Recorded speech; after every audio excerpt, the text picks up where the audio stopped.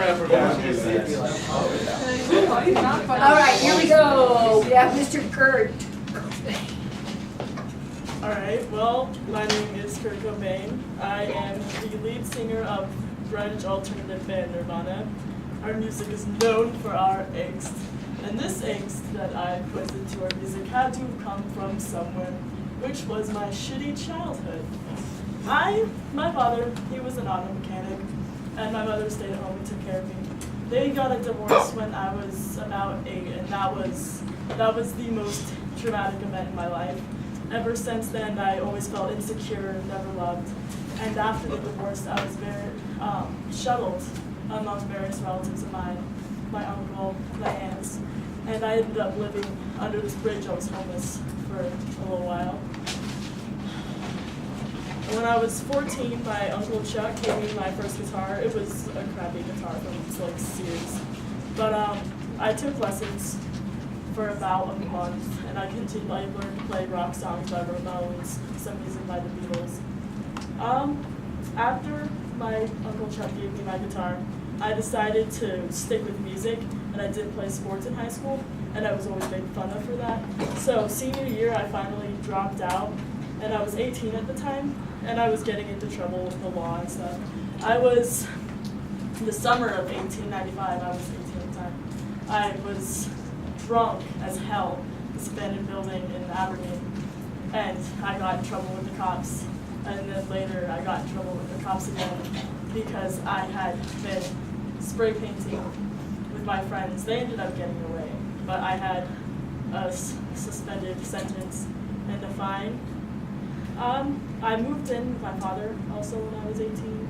He didn't support my music, and he told me to pawn off my guitar, and I ended up listening to him. I immediately regretted that. Got my guitar pawned and left him. I then moved in with my mother and her new husband. His name was Pat O'Connor, and he was a douche. He ended up cheating on my mother, so she took his whole gun collection and dumped it off in the river that was down the street. I ended up encouraging some of the kids that lived in the neighborhood with me to fish them out, and I sold all these guns for money to buy an amp. So after that, I formed a group called Fecal Matter with Kristen Novoselic and Andrew Brookhart. We called them Skid Row. And we played some music. We played a gig at this house party, and then we ended up kicking Skid Row out of the band. We thought he was unreliable. We didn't want to deal with it. So we borrowed the drummer from the Melvins, and his name was Dale Gruber. We ended up recording our first demo with Dale Gruber at Reciprocal Studios in 1989. And then while we were at Reciprocal Studios, we worked with this guy named Jacket Demo, and he took our demo and he showed this guy from Sub Pop record label our music. And Sub Pop was, the label was known for hard music, like heavier music. So we were signed onto there, and we recorded our first album, Bleach, in 1989 for about $600. We continued working with Sub Pop and recording. Later, I was at this nightclub in Oregon, and I met Courtney Love. I met her at this nightclub in Portland, and she was also in an alternative band called Hole. No relationship like arose too quickly between us, but after a couple months, we finally got into a romantic relationship. I ended up getting her pregnant, so we ran off to Hawaii and got married in 1992. A couple months after that, our daughter Frances Bean was born. And Frances Bean, we were popular in tabloids since Nirvana was growing, and our drug use was really known throughout the media. So that instantly created a concern for the safety of Frances, and we ended up having to fight in courts for custody of Frances because Courtney had told an interviewer that she did cocaine while she was pregnant with Frances.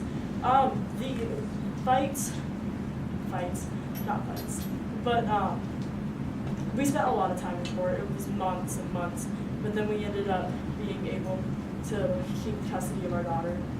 After that,